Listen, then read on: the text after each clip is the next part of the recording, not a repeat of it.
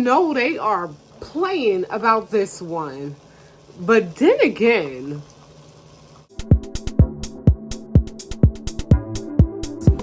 let's see exactly what's going on. Someone did mention medications coming in at it. Even with tomatoes, this is not usual. I mean, I know we be low over here in my parts of New Jersey, but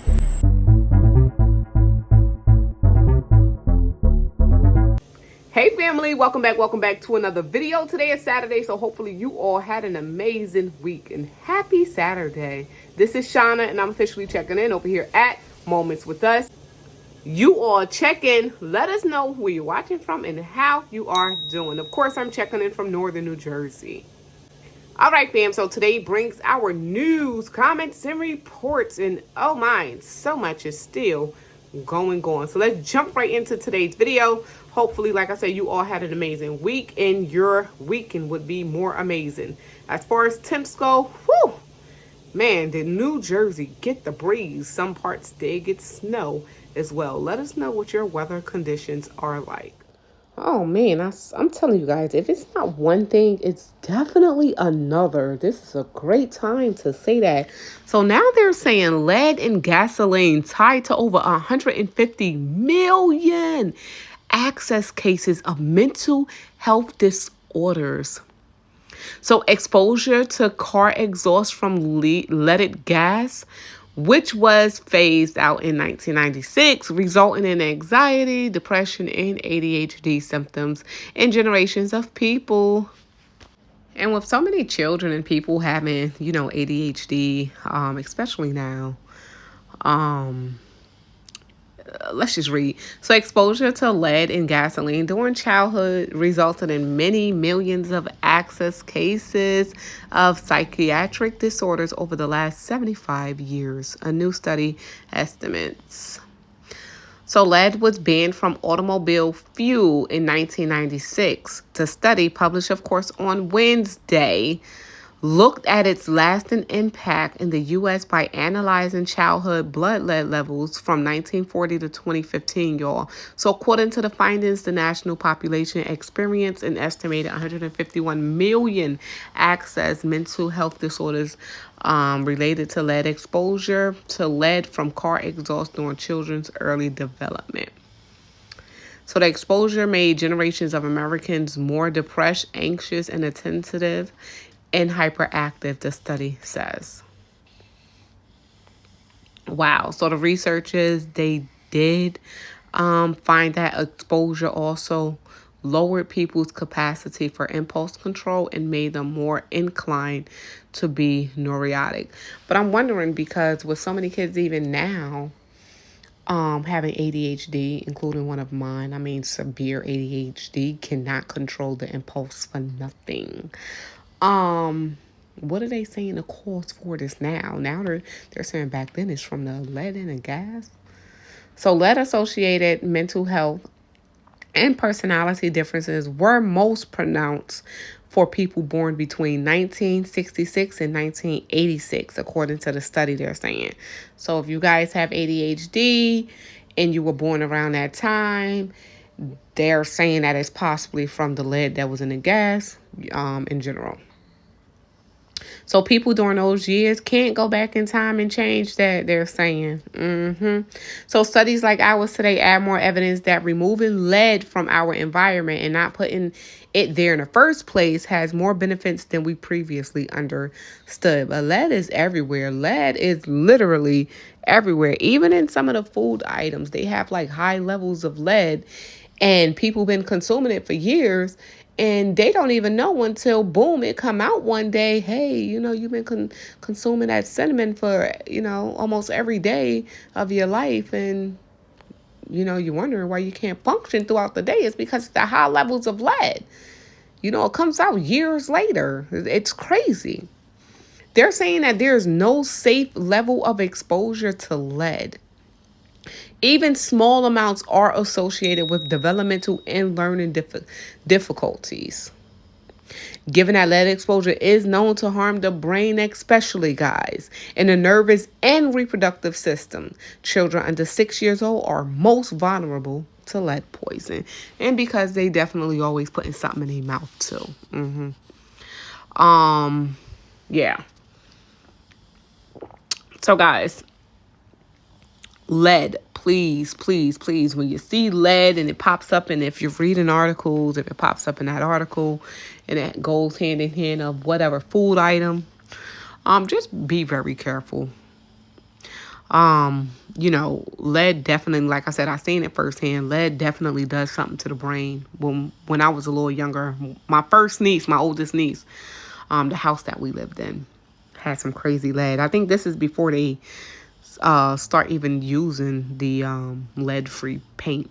I guess that's, when we moved in here. Y'all, when I tell y'all can see the difference. I mean, her lip was sometimes going to a deformed mold, and you can tell that she wasn't all the way there. Come to find, we was wondering why she was doing that. First thing was, get the blood work. I guess it was a lot of kids must have been going through it, because if the first thing was, all right, let's get the blood work, let's see what's going on. It's a possibility of lead. Boom, come back. She had a high level of lead. Had to get medication and everything to get right. But lead is serious. Some people may listen to this, and not even just me, listen to something, certain things and just be like, yeah, whatever. It's just whatever. It is what it is. It's not. Because sometimes when you start to lose the function of your brain, sometimes you don't get it back. And if you do, you don't fully get it back. And in today's world, if you're able, you want to be fully functioning. We got to be fully there. Bad enough we all got something going on. But if it's something that we can control, why not, right? But lead, due to what? I'm going to leave this article in the pinned comment because it's interesting. You might want to go ahead and look up in there. Lead in gasoline tied to over 150 million access cases of mental health disorders, y'all. And mental health is a big thing in the U.S. if you don't know.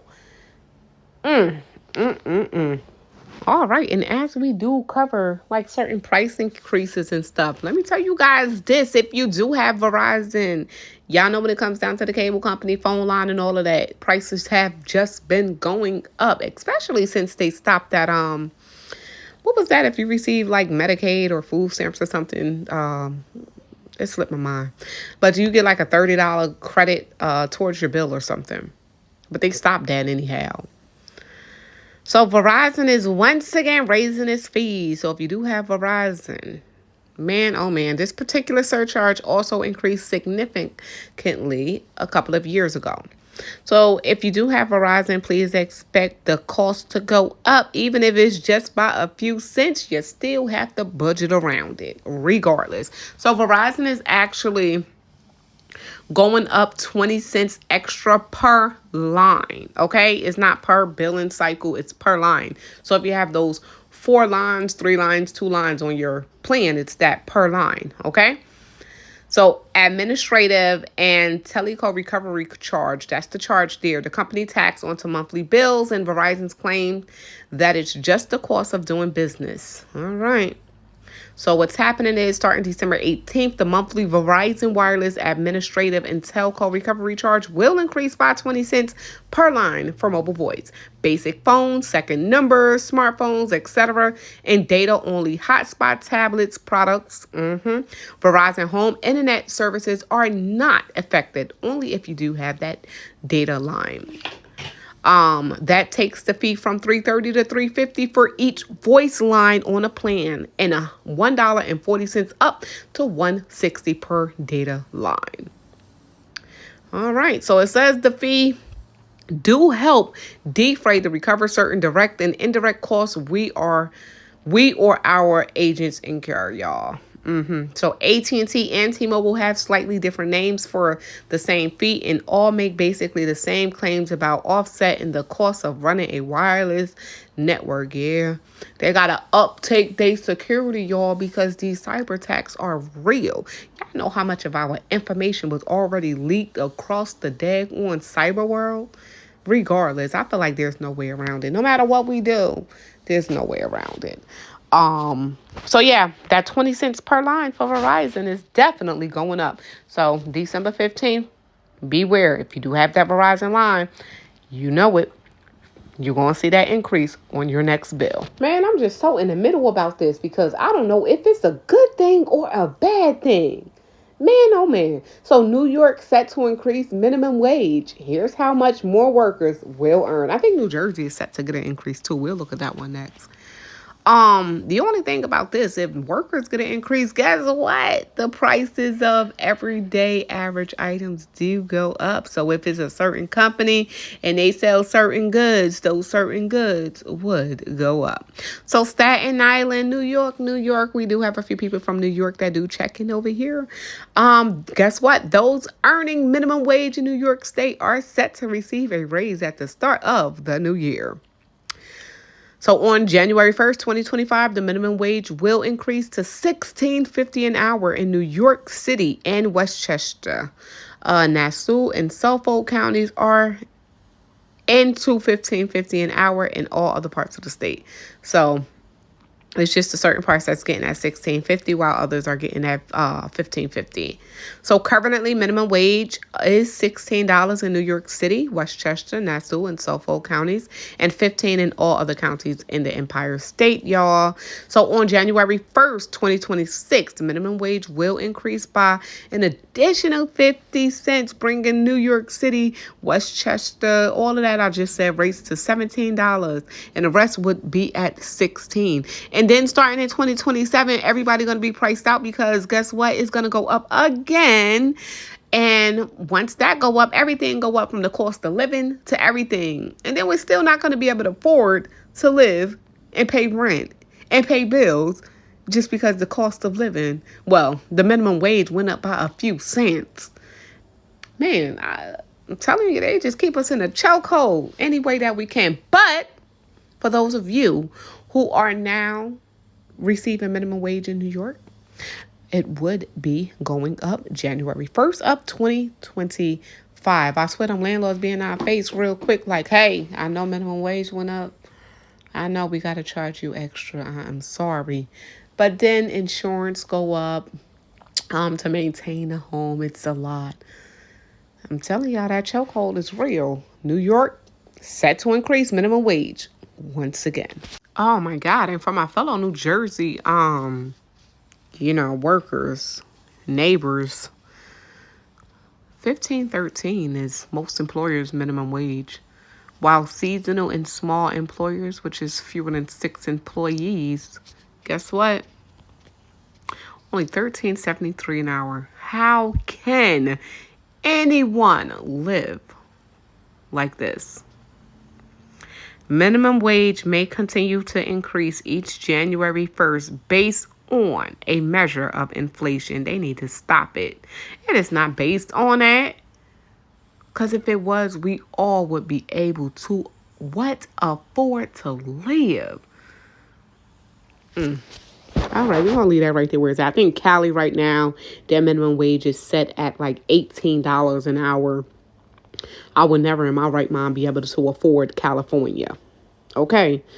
I think Chicago is set at like 16, if I'm not mistaken. Y'all correct me if I'm wrong. But that's all I can really remember off the top of my head. But yeah, that right there is crazy. Let us know, what is the minimum wage when you're checking in? What is the minimum wage in your state? Let us know. Because I don't see, like, how can people do it? Especially if you're managing a house on your own.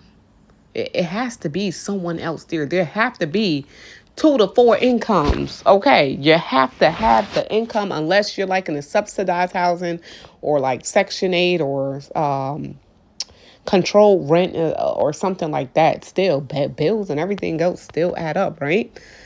Man, sometimes I wish I had some Section 8 because the rent it's getting worse as a renter, because I am a renter, y'all. As a renter, I can tell y'all the rent still goes up every year. But if you pay your rent on time and you don't give your landlord no problems like that, you might got one of them landlords that don't go up too much.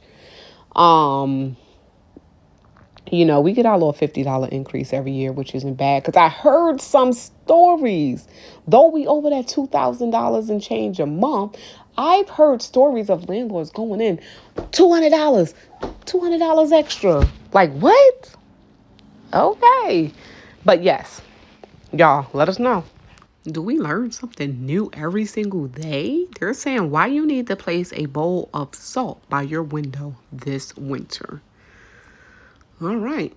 Let's say, why is salt good for you outside of being put on food? Let's try to look right into it. They're saying that it actually helps reduce mold because it absorbs moisture. That's what they're saying. If you put that bowl of salt there by your window every single night, it says the scientist's simple salt naturally absorbs moisture from the air, lowering humidity and reducing condensation. Simply find a bowl, fill it with salt, and place it on your windowsill. For larger windows, use a larger bowl. Nothing fancy, just enough to cover the space. But there's a catch. Salt has a saturation point. Once it has absorbed enough liquid, it will begin to clump. And you may notice the bowl becoming somewhat damp. That's your cue to replace it with fresh salt and continue the moisture fighting magic. I know y'all got salt stockpile, and if you don't, you need to.